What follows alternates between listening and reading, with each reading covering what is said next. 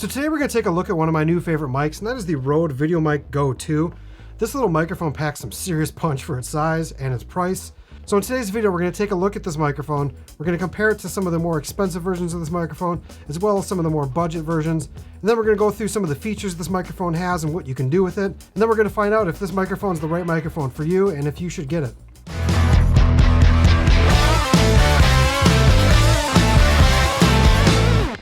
Okay, so when you open up the Rode Videomic GO II box, what comes with this kit is the microphone itself, the dual shock mount camera mount system, the foam cover, and a 3.5mm TRS cable.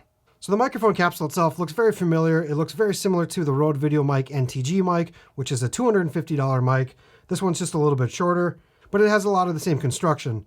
This is a super cardioid microphone, which means it's a highly directional mic. It's really going to pick up what's in front of it, not so much what's around it or behind it. One other thing that does come with this microphone is a little kind of black rubber band that fits around the microphone.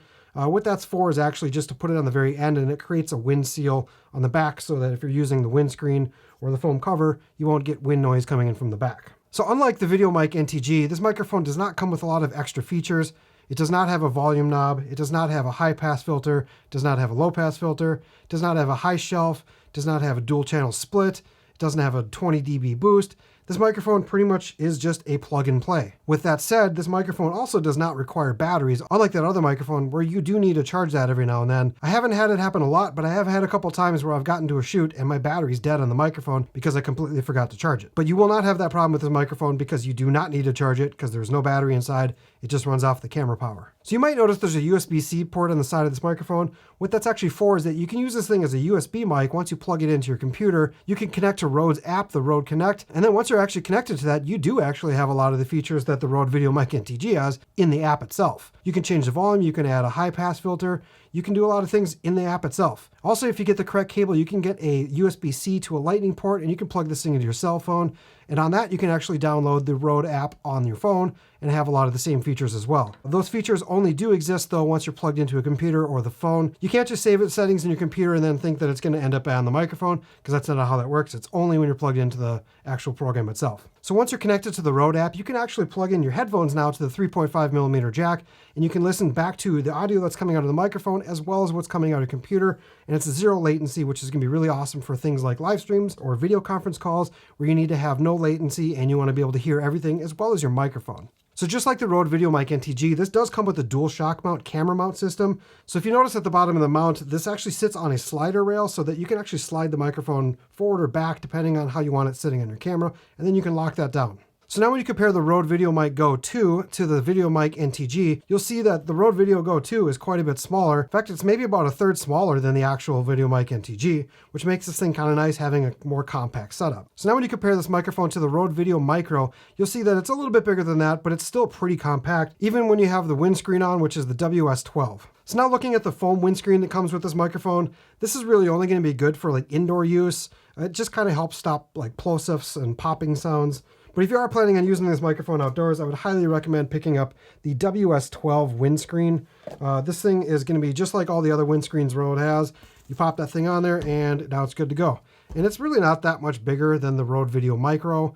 It's definitely bigger, but it's still quite a bit smaller than the Rode Videomic NTG. So what really makes this microphone special is just how good it sounds compared to even the more expensive microphones. But don't just take my word for it. Let's just go take this thing outside and let's compare this to the microphone that's $150 more, the Rode Videomic NTG. Okay, so first up in today's test is going to be the Rode Videomic NTG. This mic has been kind of my go-to mic now for about 2 years. I use it on my camera when I go out and about. I use it in studio. It's a USB mic, so I use it for our live streams. It's a very versatile mic. It's also a $250 mic. So that's what we're going to look at today, is why this thing is going to be such a good microphone. So first off, this is going to be the test of this Rode Videomic NTG from literally like arm's length. This is kind of what you would be distance-wise if you're vlogging. So while we're testing this mic, I'm going to talk about this microphone. So the Rode GO II mic is a very similar mic to the NTG. It just doesn't have the things like the gain control and all the other like high pass filters and stuff. But it is a USB mic and it is a really good onboard shotgun mic. It has the same kind of dual shock mount mic. So this thing is going to be, I think, a very good quality mic and a good sounding mic, because it's going to be very similar sounding to the Rode Videomic NTG, which is 1.5 times more expensive than this mic. Let's see what this mic sounds like from 5 feet away. So now we're about 5 feet away from this microphone. This microphone still picks up quite a bit of audio, even from different distances. I'll probably boost this like 1 or 2 dB in post so that we have like equal volumes. But this is what this mic sounds like from 5 feet. Let's just check what it sounds like from 15 feet. You'll start to see how much the isolation of this mic does actually cut out once you get a little further away from it. Okay, so this is this microphone from about 15 feet away. As you can tell, it's probably not picking me up as good as it was when I was in front of it, obviously. This directional microphone only goes so far as range. You can boost it on the gain control, or you can boost it in post to try to help, but you will be introducing more noise that's around it. Whether it's the ambient sounds from the woods or the baseball game that's going on behind me, if I boost it too much in post, you'll start to pick up some of that sound. Okay, so we're going to switch the microphone back to the Rode GO II. I'm going to leave the settings the same on the camera. The preamps on this camera were set at 5. This is the A7S III we're using. So I'm not going to touch that. We're just going to see how this mic sounds directly compared to this one. And by the way, I did forget to mention I am going to be using the windscreen for this mic. This is the WS12. Highly recommend getting the windscreen if you're going to be shooting outdoors. Right now we are using the windscreen on the Rode Videomic NTG as well. Okay, so now we switched over to the Rode GO II microphone. One thing you might notice is that the low end might not be quite as defined as something like the Rode NTG. This microphone does a really good job of the really low end, but as far as the mid-range and kind of the high tones of this microphone, I think this thing is going to sound very similar to this one. We'll do another A and B in just a sec so we can go side by side just to compare them again. So one of the things I really like the most about this microphone is that it's a compact microphone. It's a little bit smaller than this one. It's probably about an inch shorter. If you take the dead cat off, you can see that this one's a longer microphone. But the other cool thing with this microphone is that this one requires you need to charge it every now and then. It does have like a 20-hour battery life. But the other microphone does not need to be charged at all. It just runs off the camera's power when you plug it in, making this a really good on-the-go microphone that you don't have to worry about charging every now and then. So let's just give it a test again. Once again, we're back at arm length. This is what I'd be at when we're vlogging. Let's just see what it sounds like from a few feet away. Okay, now this microphone's at about 5 feet away, so this is what you're hearing. I'll probably boost it 1 or 2 dB in post as well. Let's check it out again at 15 feet. Okay, so about 15 feet away now, this microphone is picking up this much volume. These microphones aren't really meant to be long-range microphones. They are meant to be more close proximity, 5-10 feet. But I actually haven't tested the Rode GO II a lot with distances because this microphone is fairly new to me. But I know this one does have its reach. The cool thing with this one is you can boost the volume on the back of the microphone if you need to, if you're further away from a person. Okay, so we're just going to do a quick A and B between these two mics. I'm just going to keep talking, and we're just going to switch back and forth. So this is this microphone from close range. This is what this microphone sounds like. This is this microphone from close range. This is what this microphone sounds like. So now we're on the Rode Videomic NTG. This is what this mic sounds like from close range. This is the Rode Videomic NTG from close range. So let's go bring these microphones back to the studio and check what they sound like indoors in a more controlled area. Then I'll show you a test with the microphone unprocessed and then also processed as well. Okay, so now we're back in the studio. We're going to test what this mic sounds like indoors. I do have a slightly treated room with a few sound panels on the wall. Just to start with, we're going to test both of these microphones unprocessed. I'm going to leave them exactly how they're recorded off camera. And then I'll show you what the versions sound like when you process them with EQ, compression, and things like that. Okay, so first in the test, we're going to check out the Rode Videomic NTG. I have this on a boom arm just out of frame, just above my head. If you see, there it is. So let's test this microphone. So this is the Rode Videomic NTG. This is a $250 microphone. This is my microphone that I have been using for the last 2 years, but this is what this microphone sounds like with no processing done in post. So this is the Rode Videomic NTG. This microphone is $250. This is what I use in my studio most of the time, and this is what it sounds like with processing done in post. Okay, so now we have the Rode Videomic GO II put on. It's just out of frame. As you can see, it's right here on the boom arm, and it's about that far away from me. So let's check out what this microphone sounds like. So this is the Rode Videomic GO II. This is what this microphone sounds like inside of the studio. This is a $99 microphone. This is what this microphone sounds like indoors with no processing. Okay, so this is the Rode Videomic GO II. This is a $99 microphone. This is what this microphone sounds like indoors inside my studio with processing done in post. So usually this is the part of the video where I ask the question, who is this product for?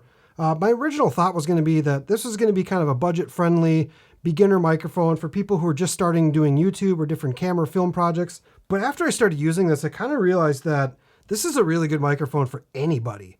Honestly, this is why I'm going to start using this microphone a lot more, because I like the fact that you don't need to charge it. I like the fact that it's really small and compact, it's light, and it sounds really good.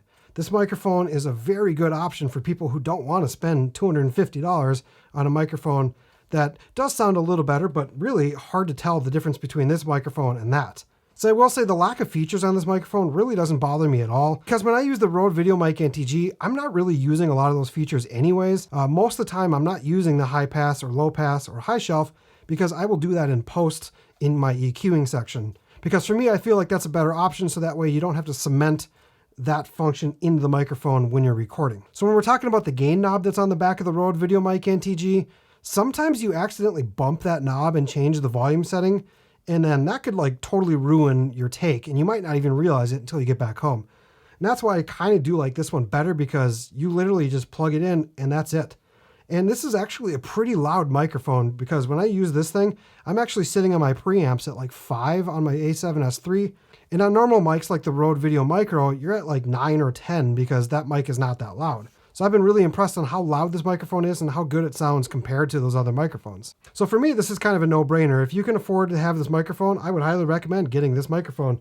And don't forget to get the like WS12 wind mic if you plan on going outdoors, because you will need this thing outdoors. If you do want to plug this into your iPhone, you can get that cable. I'll leave the description down below for that part as well. So my final thoughts on this microphone is that this is definitely going to be a keeper for me. I love how this microphone sounds. I love how small it is. I like that you can plug it to your computer. I might even get a second one of these things so I can just leave it plugged into my computer at all times for live streams. All right, so that is the Rode Videomic GO II. What do you guys think about this mic? Is this something you guys want to pick up? If you guys have any questions, leave me a comment down below. I'll get back to you on that. And while you're down there, if you could hit that like button, subscribe to the channel, hit that bell for notifications so you don't miss out on any other videos like this one. And as always, you guys, we'll catch you on the next one. Later.